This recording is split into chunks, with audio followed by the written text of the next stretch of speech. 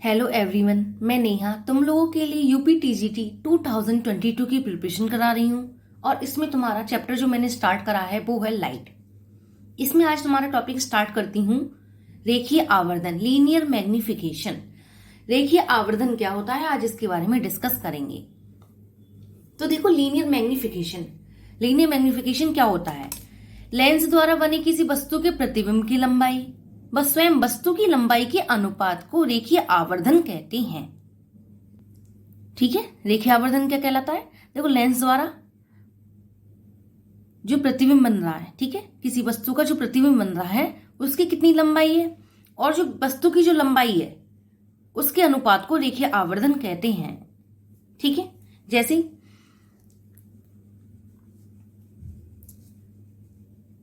ये कोई लेंस है, ठीक है, एंड यहाँ पर कोई वस्तु रखी हुई है, ठीक है, इसकी लंबाई कितनी है, ये है, एंड इस पे इसका जो भी प्रतिबिंब बन रहा है, ठीक है, मान लो इधर साइड बन रहा है,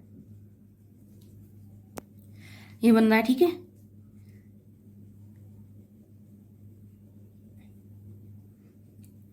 तो क्या रेखीय आवर्धन क्या कहलाता है? लेंस द्वारा बने प्रतिबिंब की लंबाई, प्रतिबिंब जो बन रहा है लेंस द्वारा, इसकी जो लंबाई है, ठीक है, और जो वस्तु की लंबाई है उसके अनुपात को रेखीय आवर्धन कहते हैं। ठीक है, ये मैंने तुम्हें रफली बताया है और ये तुम्हें अच्छे से पता है कि उत्तल लेंस में किस टाइप से इमेज बनती है और जो इमेज जो बनती है वो जो ऑब्जेक्ट है उसके इक्वल, इसकी उससे छोटी और उससे बड़ी, ठीक है, किस टाइप से बनती है सब बता चुकी हूं। ठीक है, ये तो बस रफली बताया है। तो रेखीय आवर्धन क्या होता है? लेंस द्वारा बने प्रतिबिंब की लंबाई तथा वस्तु की लंबाई के अनुपात को रेखीय आवर्धन कहते हैं। इसे एम से डिनोट करते हैं। ठीक है, उत्तल लेंस के लिए एम क्या होगा? y2/y1 यानी h'/h। तो यहाँ पर इमेज की जो लेंथ है कितनी है? y2 है, ये h' ले ली हमने, ठीक है, और ऑब्जेक्ट की लेंथ क्या है? y1 है यानी h है। ठीक है, और इसको हम बी और यू की फॉर्म में लिखें तो क्या हो जाएगा? b/u। ठीक है, m बराबर क्या हो जाएगा? b/u। बी और यू की फॉर्म में इसको लिखें तो क्या हो जाएगा? m बराबर v/u। ठीक है,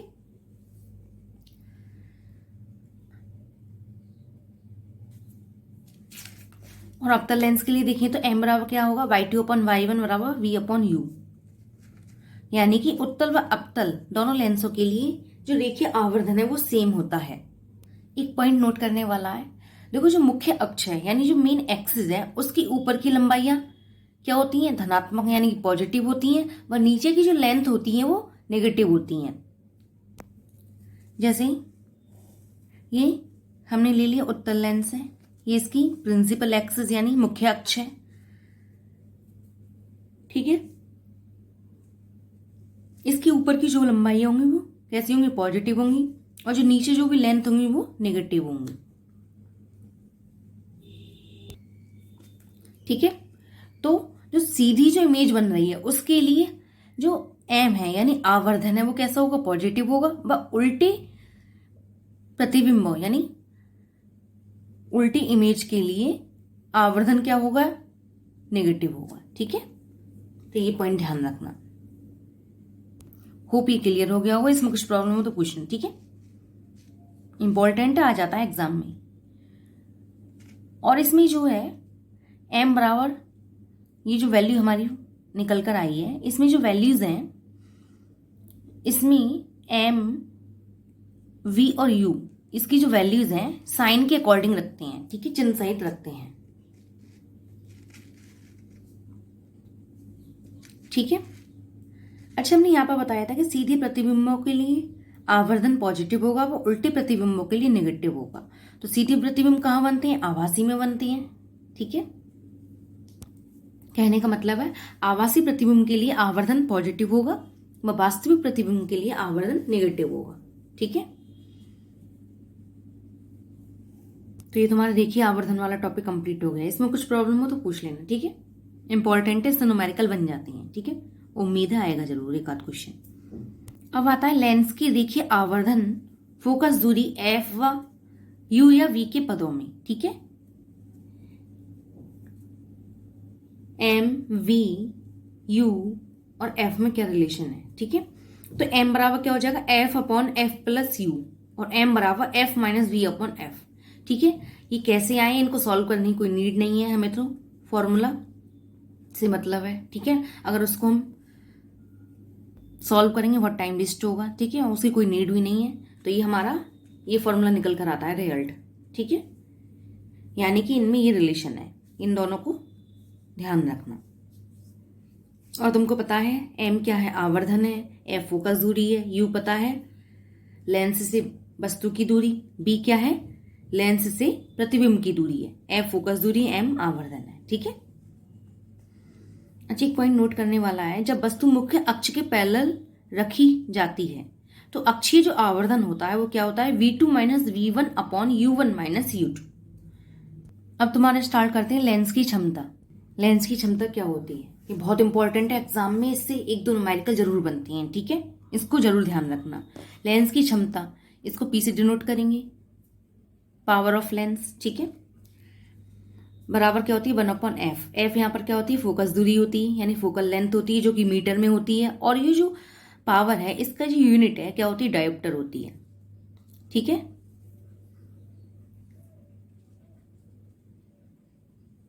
अगर f की वैल्यू 1 है तो 1 मीटर फोकस दूरी के लेंस की जो क्षमता है 1 डायोप्टर होती है। अब आता है संपर्क में रखे दो पतले लेंसों की संयुक्त फोकस दूरी। दोनों लेंस अगर उत्तल हैं तो क्या हो जाएगी फोकस दूरी, 1/f बराबर 1/f1 प्लस 1/f2, ठीक है। इस टाइप से संयुक्त फोकस दूरी हम निकाल लेंगे, दोनों अगर उत्तल हैं तब। अगर एक उत्तल है व दूसरा अवतल है तो इसकी जो फोकस दूरी निकल कर आएगी वो है f बराबर f1 f2 upon f2 minus f1। देखो उत्तल लेंस के लिए फोकस दूरी पॉजिटिव होती है, अवतल लेंस के लिए कैसी होती है, नेगेटिव होती है। अगर इसको सॉल्व करेंगे तो यही आएगा, देखो सॉल्व करके देखो, 1/f बराबर, हमने दोनों की फोकस दूरी इक्वल मानी है, ठीक है। उत्तल लेंस के लिए f और अवतल लेंस के लिए क्या हो जाएगी, दोनों को डिफरेंट ही मानो, इसकी f1 है और इसके लिए माइनस के 1/f2। अब इसको सॉल्व करो, क्या हो जाएगा, ये निकल कर आ जाएगा, ठीक है। चाहे डायरेक्ट याद रख लो चाहे इसको याद रख लो, इसमें वैल्यूज को साइन के अकॉर्डिंग साइन के साथ पुट करना, ठीक है, चिन्ह के साथ पुट करना, ठीक है, वैल्यूज को। यहां पर f1 क्या है, उत्तल लेंस की फोकस दूरी, और f2 क्या है, अवतल लेंस की फोकस दूरी। अगर देखो, अगर f1 की वैल्यू ज्यादा है f2 से तो f की वैल्यू क्या हो जाएगी, नेगेटिव में निकल कर आएगी, ठीक है, ये वैल्यू ज्यादा है तो अगर ये नेगेटिव में आएगी तो जो संयुक्त लेंस है किसकी तरह वेव करेगा, अवतल लेंस की तरह वेव करेगा, क्योंकि अवतल लेंस की फोकस दूरी ही नेगेटिव होती है और उत्तल लेंस की फोकस दूरी पॉजिटिव होती है। अगर f2 की वैल्यू ज्यादा है f1 से, इस केस में जो फोकस दूरी है संयुक्त लेंस की वो पॉजिटिव हो जाएगी, और ये जो संयुक्त लेंस है किसकी तरह वेव करेगा, उत्तल लेंस की तरह वेव करेगा, ठीक है, क्योंकि उत्तल लेंस की फोकस दूरी पॉजिटिव होती है।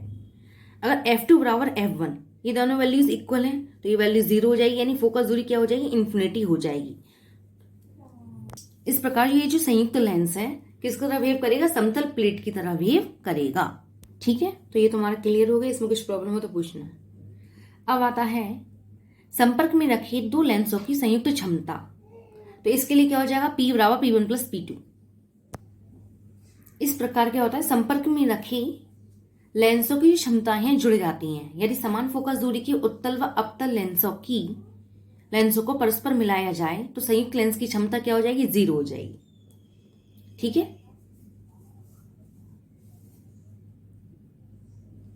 जब क्षमता 0 हो जाएगी तो फोकस दूरी क्या हो जाएगी, इन्फिनिटी हो जाएगी, क्योंकि फोकस दूरी और जो क्षमता है दोनों आपस में इन्वर्सली प्रोपोर्शनल होती हैं, ठीक है, अभी बता चुकी हूं मैं, ठीक है। जब फोकस दूरी इन्फिनिटी हो जाएगी तो ये समतल प्लेट की तरह बिहेव करेंगे, ठीक है, क्लियर हो गया। देखो उत्तल लेंस के लिए फोकस दूरी हमने क्या मानी है, f है, और अवतल लेंस के लिए भी फोकस दूरी हमने क्या मानी है, एफ है। ठीक है, F1 बराबर एफ, F2 बराबर एफ। दोनों की जो क्षमता है उनको हम जोड़ रहे हैं, तो क्या हो जाएगा, क्षमता क्या होती है, P बराबर 1/f। ठीक है, उत्तल लेंस के लिए क्या हो जाएगा, 1/f बराबर P। और अवतल लेंस के लिए फोकस दूरी कैसी होती है, नेगेटिव होती है। ठीक है, नेगेटिव होती है, 1/f बराबर क्या हो जाएगा, अवतल लेंस के लिए क्षमता क्या हो जाएगी, -P। ठीक है, उत्तल लेंस के लिए P। ठीक है, दोनों को जोड़ेंगे तो 0 हो जाएगी। जब क्षमता 0 हो गई, फोकस दूरी कितनी हो जाएगी, इन्फिनिटी हो जाएगी। तो ये जो संयुक्त लेंस है किसकी तरफ वेव करेगा, समतल प्लेट की भांति व्यवहार करेगा। ठीक है, इट्स क्लियर, कुछ प्रॉब्लम हो तो पूछना। ठीक है, और इसमें मैं 3 कंडीशन बता चुकी हूं। फर्स्ट क्या थी, F2 is greater than F1। Second, F2 is lesser than F1। Third क्या है, F2 इक्वल टू F1। ठीक है, ये वैल्यू ज़्यादा है तो ये पॉजिटिव हो जाएगा, पॉजिटिव हो जाएगा तो उत्तल लेंस की भांति व्यवहार करेगा।